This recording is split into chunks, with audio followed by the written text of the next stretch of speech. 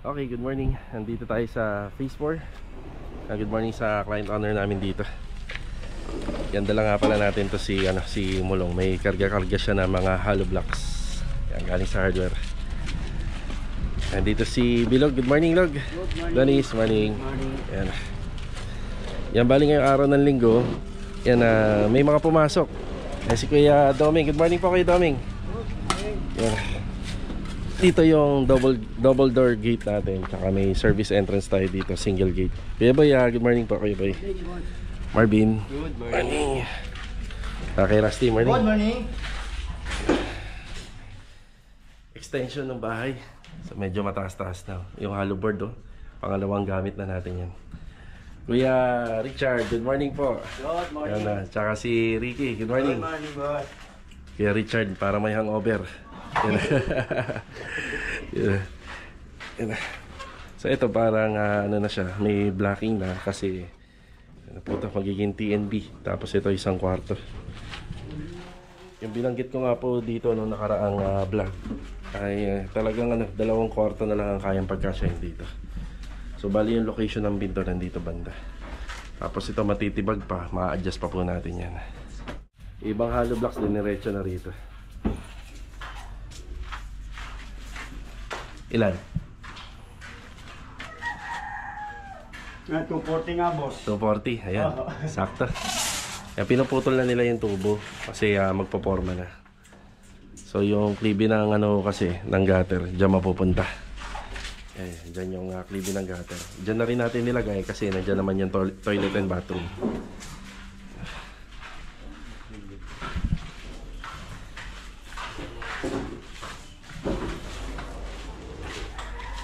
Marami tayo ngayong araw ng linggo rito. Medyo binawi na lang natin. Gawa ng mga nagdaang araw. Pa isa-isa o pa tatlo-tatlo, dalawa-dalawa lang gumagawa rito. Medyo marami. Magkakaroon na ng blocking. Tapos after nito, puro plastering na. Yan na. Puro palitada.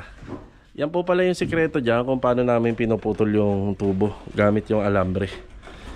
Yan yung PVC. Kasi nung nakita nyo naman, nandun na siya, naka-insert na siya sa poste. Siya nga pala, itong unit na to, bungalow. Bungalow yung structural finish niya. Kaya pwede tayo magbaon ng tubo dun sa poste.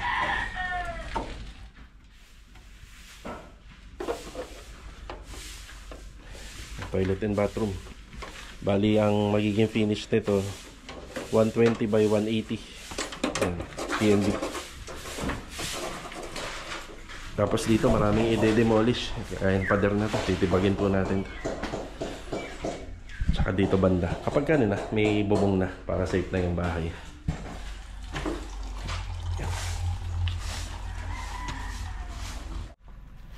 Okay naman na tayo rito. Babalik tayo rito mamaya for update. Yan, sa phase 3 tayo. Yan, sa phase 3. Yan, doon gagawa si Bilog at saka si Adonis. Tara.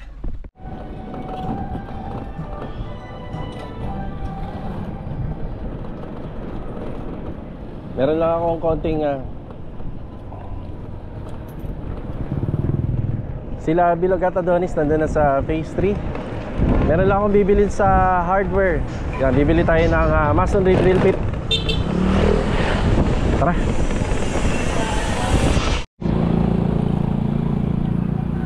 Opya. Yeah, ito yung kailangan natin. Sige, resibuhan mo, pre. Yung masonry drill bit. Maraming gamit to. Kaya isang gamit na ito, yung gagawin nila sa poste mamaya.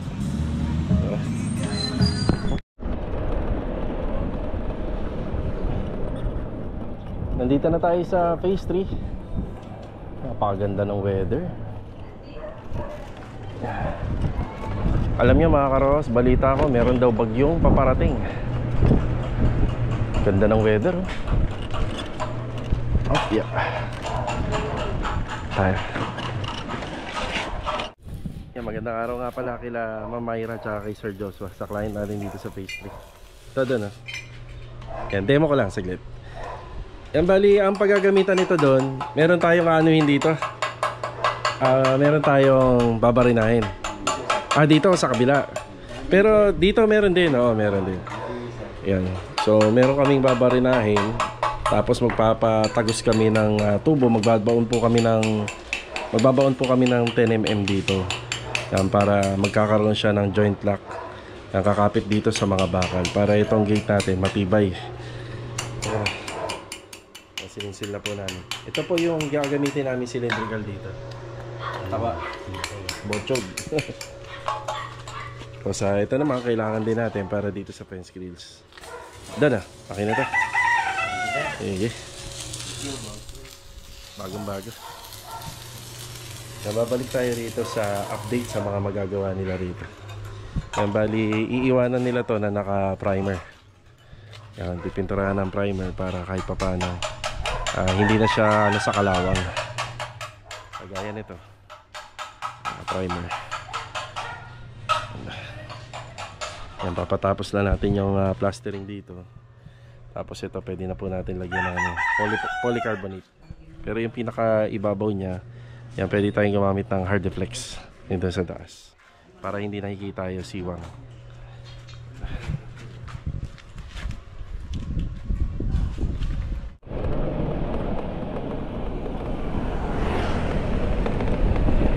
Bali ngayong araw ng linggo, unti-unti ko pinupuntahan yung mga hardware na binibilhan natin.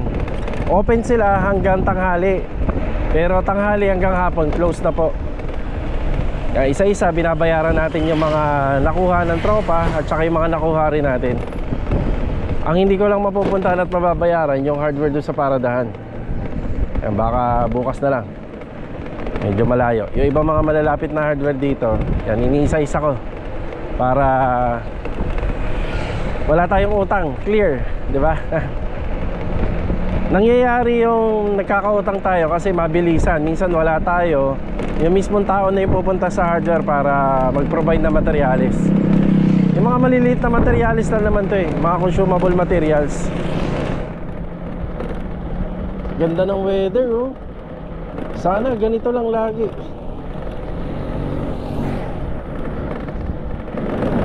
Pero natural pa rin naman talaga na uulan. At saka natural pa rin naman talaga na may bagyo. Kaya nga itong linggo nagpapasok ako. Kasi nga daw yung balita kakaroon daw ng bagyo bukas, tsaka sa mga susunod na araw. Kaya sayang naman tong araw na to. Siyempre yung mga apektadong trabaho natin dyan dito sa Phase 4, sa Garden Villas, yan yung mga apektadong trabaho.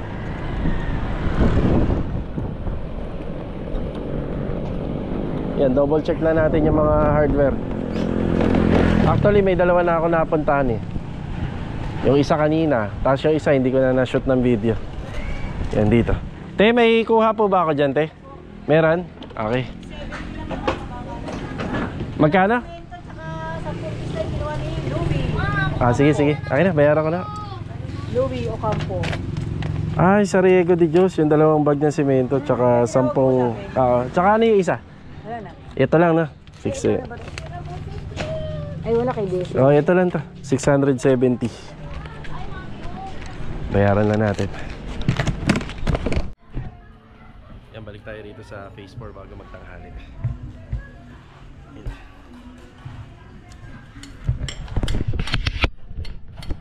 May sumobrang puting. Kaya kailangan pagtanggalin yan. Nagkakataon daw talaga yan. Minsan may naabutan tayo na ganyan. Yung mga lupa mamaya ipapalagay na po natin yan dito. Then papaschedule tayo ng hakot pa ng bakuli.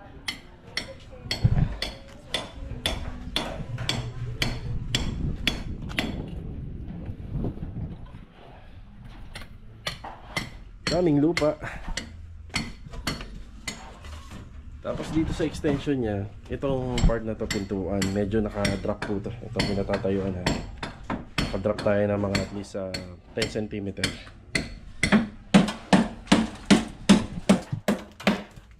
Tapos na yung ipoporma. Simple lang naman yung forma nito. Extension lang naman.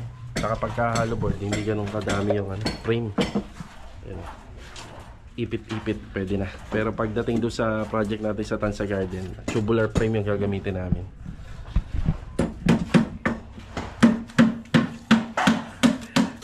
nilagyan ka na ng harang, Rick. Di ka na makakadaan. Hindi naman. Iski Richard. Kailangan na din po for Richard. Tapos nakaano na po yung ano natin. Ayun, nakaabang na. Yung downspout.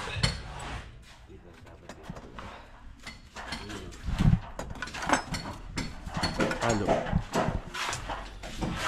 Yan. Ang magiging setup ng ano nito, ng kusina, maliit lang talaga siya. Isang parang yung mga kagaya dun sa mga ginagawa natin na up and down unit. Pero dito isang straight lang. Cooktop, tapos lababo, tapos dito refrigerator. Siguro yung lababo at saka yung cooktop, ang may pagitan na lang po siya, siguro mga 30 cm. Yan, maliit lang. Pero pagdating dito sa likod, pag pinatapos nila client ito, kasi matitibag to. Yan, may bar counter dito. Another space pa yan para sa counter. Para kahit pa paano meron pang mga lagayan.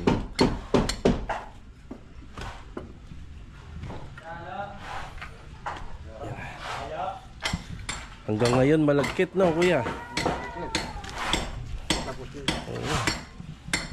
Malagkit ng lupa.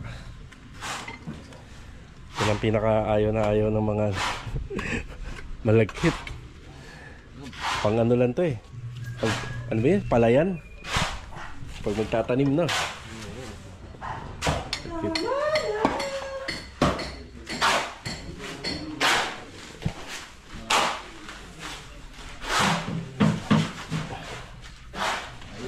Yan, bali sa sukat pala, simula rito hanggang dun sa inasintada ni Kuya Richard, nasa 4 meters siya. 4 meters, kaya yung kwarto talaga rito sa space na to, madidivide na lang natin ng dalawa. So, tig 2 meter by 3 meter. Yan po yung magiging setup. Kaya ito, ma-demolish natin to. Ito yan, bubong. Yan, ang kakaiba rito, tatanggalin kasi namin yung firewall na yan dito sa may bandang kalahati. Ngayon, kapag nilagay natin yung bubong, dire-diretso po yan, walang putol, hanggang dun po sa dulo. Tsaka yung bubong dyan, yan ang maganda hanggang dito, dire-diretso.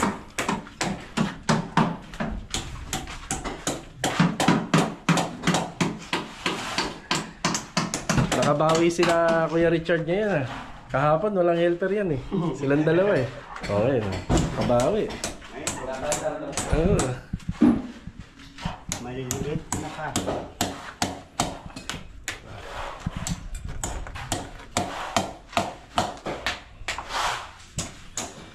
Yan, pag natapos yung mga poste, pwede na tayong mag-schedule ng plastering, palitada naman. Yan, pag natapos na yan, palitada, susunod. Yan, bonus na yung banda rito kasi may sariling pader na yan. Ang ginagawa na lang namin po sa ibabaw niyan, dahil syempre may siwang yan. Yan, binubuhusan namin ng semento para walang siwang. Kasi ito na lang yung mga papalitadahan, ito banda, tsaka dito. Ang mahirap lang nito, dahil walang iikutan, kailangan namin ng hagdanan. Ayan. Tsaka may scaffolding kami rito. Yan, para dun sa magpapalitan. Ayan, may scaffolding. Dinala na namin.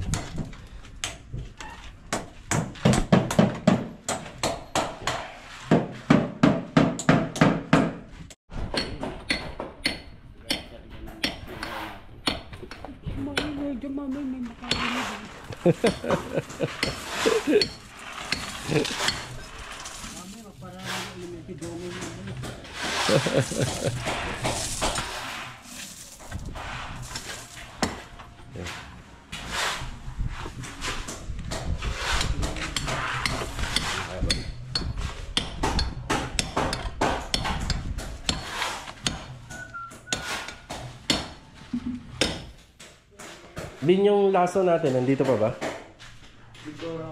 Ito. Kasya pa ito. Alis kalahati pa.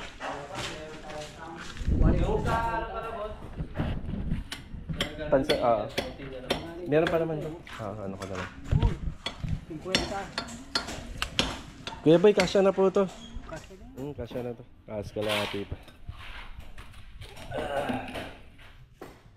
Bago buhusan, lalasunin.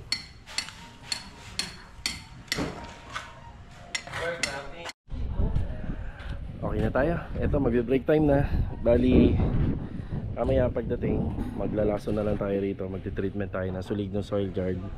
Ibaba na yung mga parilya tapos poste. Yan, bali nasa 145 yung kinukuha namin sa tanse. Kasi yung poste, magkakaroon pa ng buhos yan. Tapos konting palitada din, tiles. Yan, para sumakto sa 150 cm. 150. Nang hindi tayo magkaroon ng violation. Yeah. Break time na muna. Okay, break time. Tara.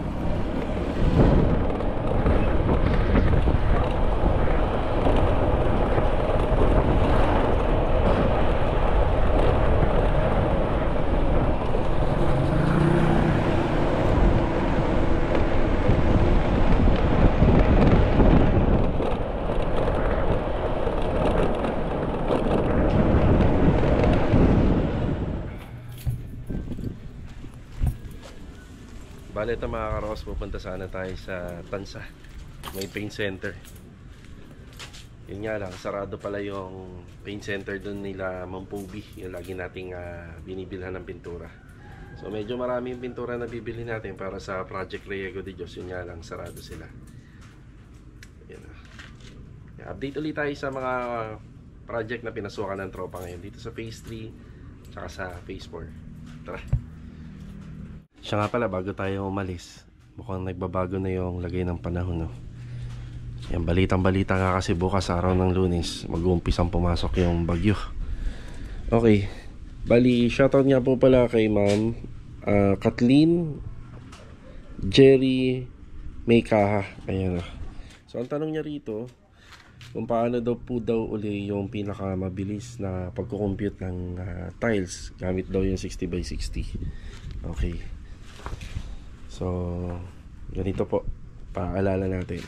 Okay, yung sa 60x60 na tanong niya, so 60 times 60, yan, ang lalabas po dyan is 3,600. So dito po natin i-divide yung squareness. So lagi nyo lang tatandaan yan, 3,600. O kaya meron naman 40 times 40, pag 40x40. Yan naman kasi yung kadalasan na ginagamit sa floor area, 40x40 o kaya 60x60. Halimbawa naman, kapag yung tiles nyo 20x80, yan, 1/6. Okay, ganito. Ang sukat nito 2 meters. Yan, 2 meters yan. So 2 meters, so 200 cm yan. 200 times, ito naman po, simula rito yan hanggang dito, isa 400. Yan, 400. ang lalabas po dyan 80,000. So i-divide mo sa 3.6 kasi 60 by 60. Ayan, ang magagamit na tiles dito is 22 pieces. So round up 23. Yan. So 23 pieces ang magagamit dyan. Ngayon, dahil para may pasobra ka, ang standard na pasobra is 0.10%. Pero since kung mabibili nyo naman yung tiles is wala naman po siyang basag, matibay. So pwede na ho kayong bumili kahit mga 26 pieces. May pasobra ng 3. Okay, shoutout po dun sa nagtanong. Sana pa nakatulong tong sagot natin. Thank you. Yan, balik tayo rito sa phase 3. Yan na, umaambon. Yan o. Naambon. Pulasan muna natin. Yan, dito na gumagawa si Adonis at saka si Bilog. Yan, kagaya ng sinabi ko kanina, ganun din naman po yung gagawin kung ano yung preparasyon na ginawa dun.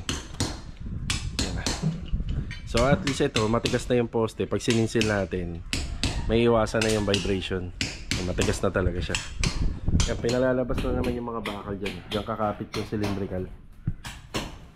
Yung design ng fence, bali horizontal lang yung gusto ni client. Yan. Tapos medyo mahaba po yung handle niya. Ay nabaan namin. Oo, diba?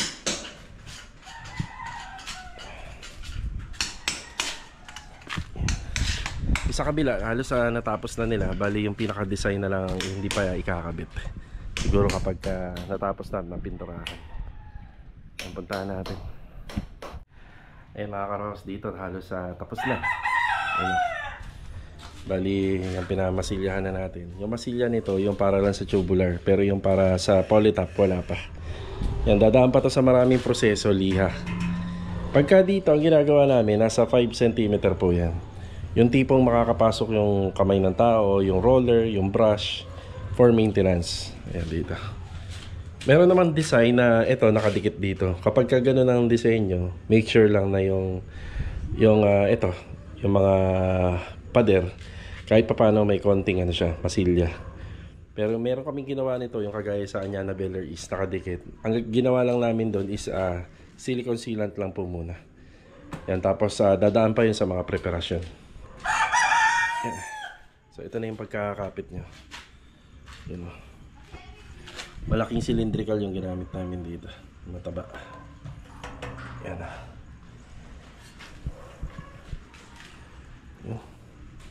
Barrel bolt na lang po para may ano na. Yan, may gate na po si client. Yan o. Tapos medyo bitin pa yung pinaka-disenyo niya. Lalagyan pa po namin ng ano rito, PVC. Yan, may PVC pa po yan dito. Yan o, 1, 2, 3, 3. Sama na rin yung handle. Okay. Yan, kinakabit na nila Bilog. Gate ni client. Siya nga pala, share namin sa inyo. Ito, down lock. So si down lock, kailangan to kapag 2-door gate. Siya nga pala ito, ino-order na lang po namin to sa online. Hindi na po kami nagpapabricate nito. Kasi ang problema po kasi sa paggawa po nito, wala naman po nabibili na tubo na ano na maiksi. So pag bibili ka, tapos naka-charge sa contract kay client lahat ng expenses, syempre lugi din si client.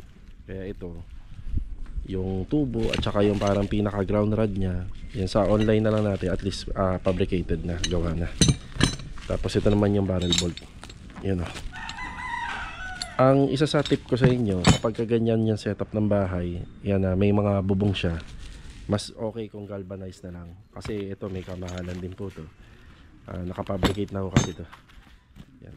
At least sakto lang yung materyales, sakto lang, hindi sobra-sobra. Tapos kung sakali naman yung bahay, wala pong bubong kagaya dun sa Anyana, kailangan stainless yung bibili natin. Doon check nyo. Gawa na, hindi na kayo mahihirapan. Di ba?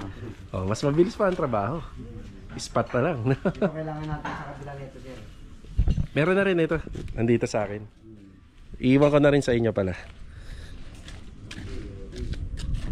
Siya nga pala, in-order namin to sa Shopee. Tapos ilagay ko na lang po sa screen kung magkano siya, tsaka kung saan namin in-order. Ito doon, naka-ano pa eh. Naka-Shopee po. Naka-Shopee pa eh. Yan, tapos dito cylindrical na 1 inch na lang yung ginamit namin dito. Yan, matibay-tibay naman po yan dahil hindi naman ganun kalaki yung gate. Yan, kayang-kaya na po ng cylindrical 1 inch. Yan, umuulan pero hindi naman ganun nga kalakas. Yan, nakapagbuhos na sila rito. Musta? Ulan. Yan na lang ba yung huli? Oo. Tapos kapag nabaklas yung iba bukas para dito naman. Yan na. Yan, mapapansin nyo lang yung pinaka-splicing nung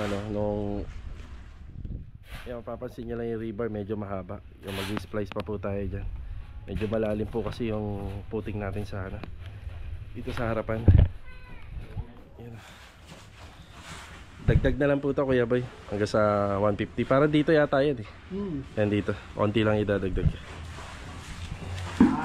Pamoste yan, Rick. Alas na po. Oo. Nabitin pa, no? Oo.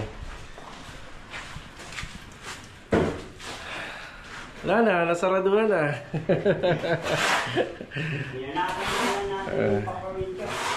Sarado na po rito. Ang simento naman natin safe, no? Nako. Nakaklibi naman mo sa labas. Dito na. Pag nag-uulan-ulan.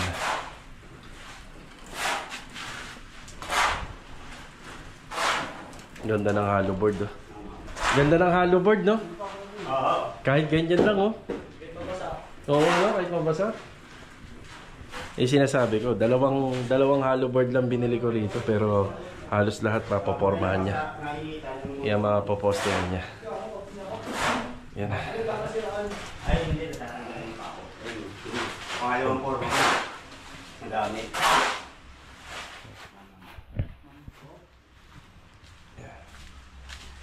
Tubig.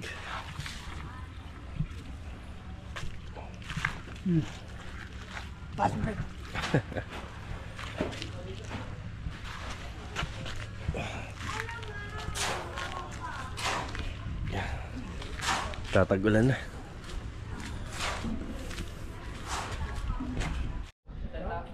Ayan, tapos na po. Ayan.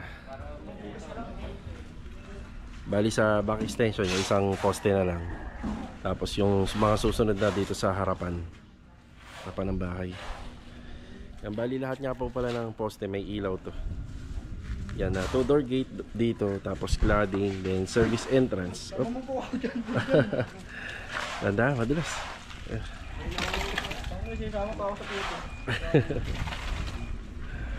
Tapos yung mga semento doon, pinapalagay ko sa mataas. Nakaibabaw sa hollow blocks para hindi pasukin ng tubig. Tara, uwi na. Sahod na uli, sahod. Sahod ulit tayo. Payroll ulit, payroll. Payroll. Ras. Payroll. Donis. Dog. Uy. Si Chard. Doming. Diba? Thank you, ha. Sige, bukas sana tayo, meeting tayo bukas. Sige. Dito na sa amin. Sa'yo na muna.